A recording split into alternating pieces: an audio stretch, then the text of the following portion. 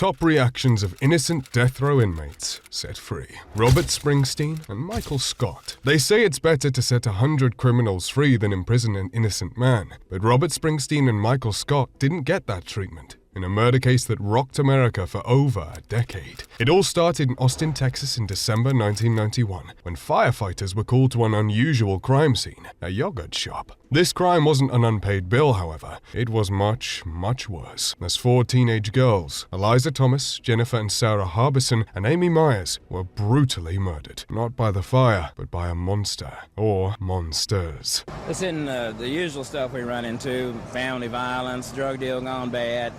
This is 4 girls here. They're dead or now dead.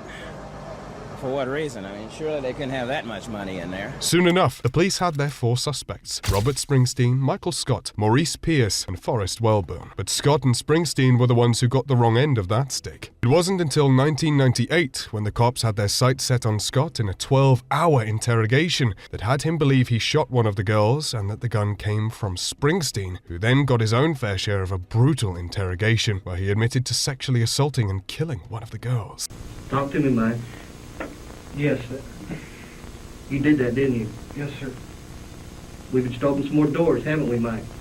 Not really. You sure? Yes, sir. So case closed, right? The justice system seemed to think so. In 2001 and 2002, Springsteen received the death penalty and Scott got life in prison. But like a lot of things in life, it was not as it seemed. The psychological effect of ultra-long police interrogations is undeniable in its effects on innocent men, as both men recanted their confessions citing the extreme interrogations, and that their confessions were coerced. I wish that they would take a full look at the evidence and not just the hearsay, because there was a lot of hearsay and nonsense going on when this case first got started. With no physical evidence linking either man to the crime, and a DNA test that matched neither man in 2007, both men were finally released in 2009, a whole 18 years after the original crime. The court has signed these dismissals in each of the causes against these 2 defendants, Michael Scott and Robert Springsteen. Now, whether or not their confessions and interrogations were enough or not is anyone's guess, but in the eyes of the law, these men are I innocent. believe I'll be headed back to the East Coast very shortly, back home. I'm looking at attending college. I've already been accepted at a full-time college,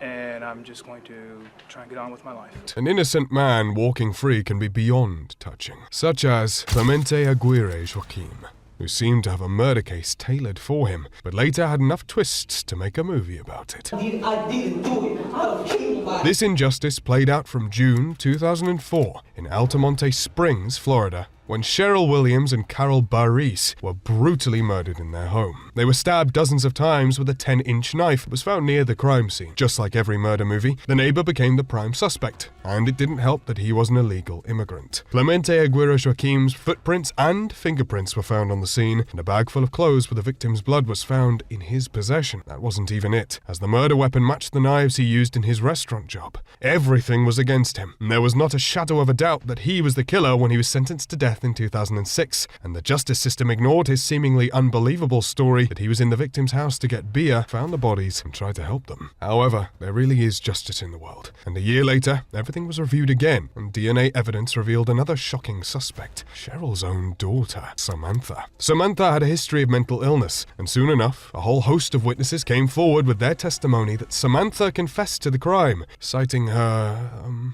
demons as the main cause. Frustratingly, judges kept ignoring all of this and denying appeals until it was obvious that Samantha really was the killer, and Clemente's innocence was finally publicized in 2018, 12 whole years after he was sentenced. It goes to show that stereotypes can really doom a man's life, even if the evidence didn't help. Nobody believed me back then. No one. Besides my mother, nobody believed me. Wrongful imprisonment is inhumane, but it's even worse when it's the murder of your own child. Like Deborah Milk, who was sentenced to death for the murder of her 4-year-old son, Christopher. On this horrifying day of December the 2nd, 1989, in Phoenix, Arizona, 4-year-old Christopher was at the mall with a family friend, Jim Stiers, when he mysteriously disappeared. After a missing persons case, a friend of Stiers, Roger Scott, was subject to the classic intensive 14-hour-long interrogation that led him to revealing the location of Christopher, or more accurately, and tragically, Christopher's dead body in the Arizona desert, where he was shot 3 times. Scott ended his investigation by admitting that it was his friend Stiers who did it, by order of Christopher's own mother, Deborah. This case got in the hands of a notorious detective by the name of Armando Saldate, who was later exposed for misconduct and lying under oath. Going to talk about this confession thing? Ma'am, we're going to end it now. I'm going to end this interview right now.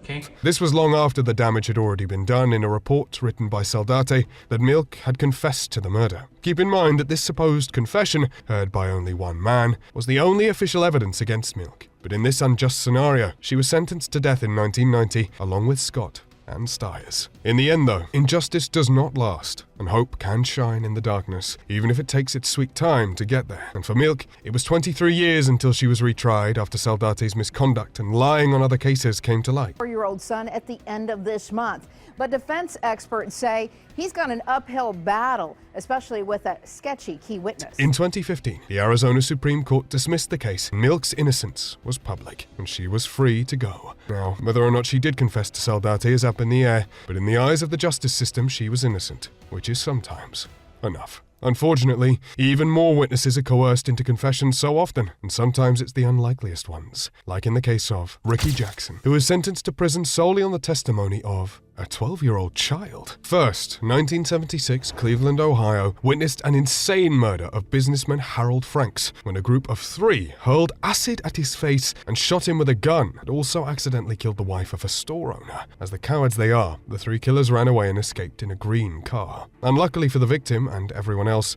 the only witness to the crime was 12-year-old Eddie Vernon. Surely they can't prosecute 3 men over a testimony of a middle schooler, right? Unfortunately, the justice system has its quirks sometimes, and this testimony led to the arrest of Ricky Johnson and Ronnie and Wiley Bridgman. And they was about to murder us for something we didn't do. If you think that's insane, you haven't even gotten to the worst part. With Vernon's testimony being literally the only piece of evidence that authorities had, they decided it was enough to give the 3 men the death penalty. Seriously, kids that age can barely pick out their matching socks, let alone 3 murderers. Fast forward 39 years of the 3 men in jail. A reporter by the name of Kyle Swenson thought, hey, maybe taking the word of a child in this case might have been a mistake. No idea how he came to that staggering conclusion. And once the case was reopened, Vernon, now thankfully an adult, recanted his statement and said that he was coerced by cops to testify against the 3 men. Years I've been holding this shame and guilt and inside, you know. It just makes you think how many people are behind bars due to forced confessions like this. But you're saying you saw none of this. Right, that's right. They were telling you what to say? Yes. The report and new updates in the case led to the release of the 3 men, but there's somewhat of a happy ending, as they received $28 million in a lawsuit and compensation until tragedy struck again, and Wiley died in June 2021. Was it worth it spending that much time wrongfully in prison just to become millionaires? Nothing is more expensive than freedom. I wish you good luck. Thank you, Your Honor. All right.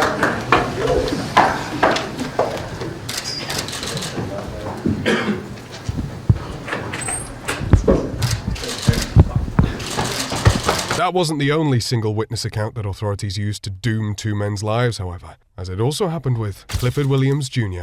and Nathan Myers, were given the death sentence for the murder of Jeanette Williams on May 2nd, 1976, in Jacksonville, Florida. Jeanette was murdered while sleeping next to her partner, Nina Marshall, and Nina became the only witness as recalled 2 men walking over her body as they left the room, thinking she was also dead. Nina, however, had her own suspect quite quickly, her heroin dealer, by the name of Clifford Williams Jr., whom Nina and Jeanette apparently owed $100. If you're thinking it's unlikely to murder a woman over $100, you're probably right. Nina then had her second suspect, Nathan Myers, Clifford's nephew. Nobody thought that it was convenient that Nina randomly picked 2 suspects she had problems with, but their being close to the crime scene at the time didn't help them, and they were both arrested. I just wanted to get out and